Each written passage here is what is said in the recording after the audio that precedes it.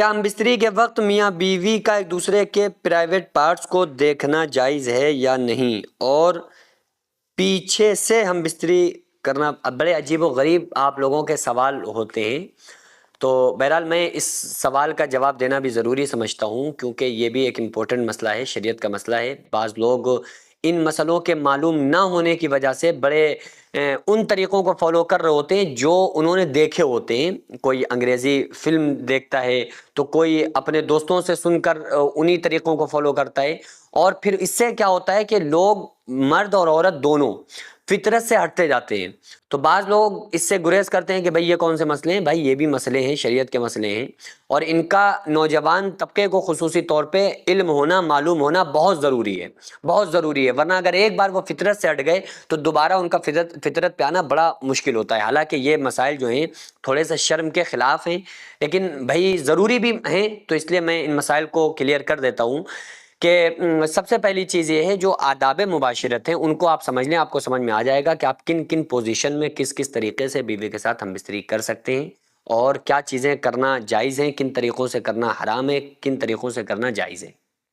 قرآن کریم میں اللہ تبارک و تعالیٰ نے ارشاد فرمایا، احل لکم لیلۃ الصیام الرفث الی نسائکم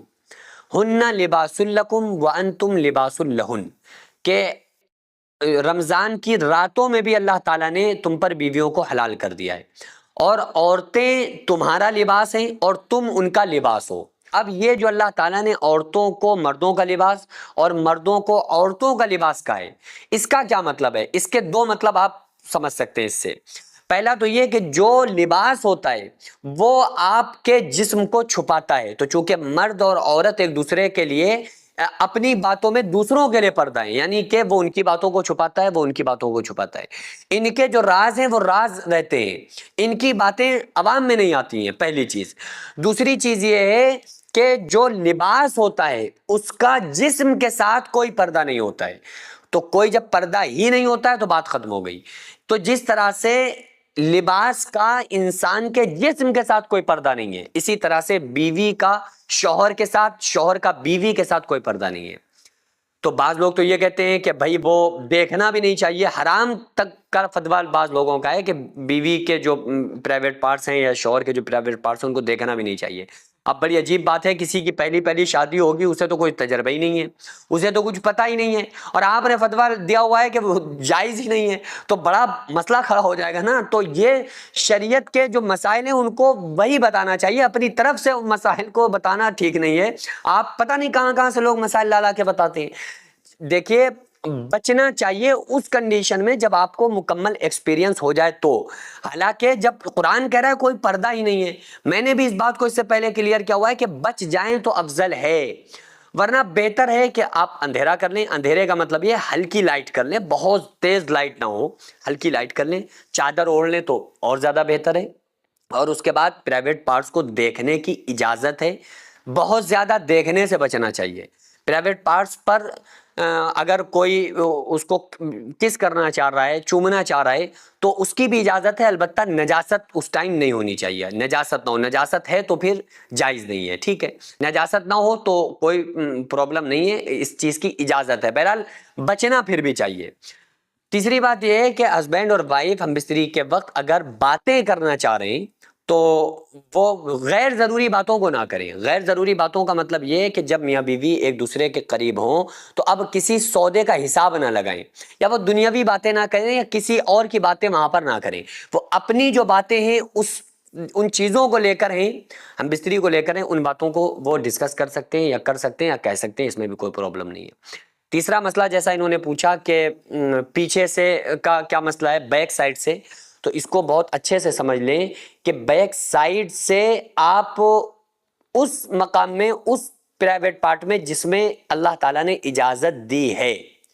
اس میں آپ کسی بھی پوزیشن میں ہو، آپ کے لیے ہم بستری کرنا بیوی کے ساتھ جائز ہے، چاہے وہ کوئی بھی پوزیشن ہو، چاہے وہ آپ بیک سے یا فرسٹ طرف سے، کدھر سے بھی آپ آ سکتے ہیں بیوی کے قریب، کیونکہ اللہ تعالیٰ نے اس کو بھی قرآن کریم میں فرمایا، عورتیں تمہاری کھیتی ہیں، تو لہٰذا جس طرف سے چاہو تم اپنی کھیتیوں میں جا سکتے ہو۔ تو بیوی کے قریب شوہر آ رہا ہے تو کسی بھی پوزیشن میں آ سکتا ہے، شرط یہ ہے کہ جو جس چیز کو اللہ تعالیٰ نے جس پارٹ کو آپ کے لیے حلال کیا ہے بس وہ آپ کا اسی چیز میں آپ کا انٹرفیئر ہونا، اس کے علاوہ کسی دیگر پرائیویٹ پارٹ میں نہ ہونا۔ بیک سائڈ کا مطلب یہ نہیں کہ قوم لوط میں جو لوگ لڑکوں کی طرف دوڑتے تھے اور لونڈوں کے ساتھ اپنی تمناؤں کو پورا کرتے تھے،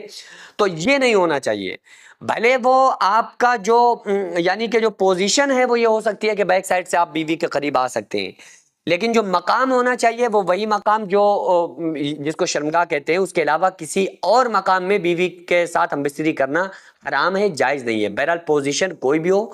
بہتر یہ ہے کہ آپ زیادہ پوزیشن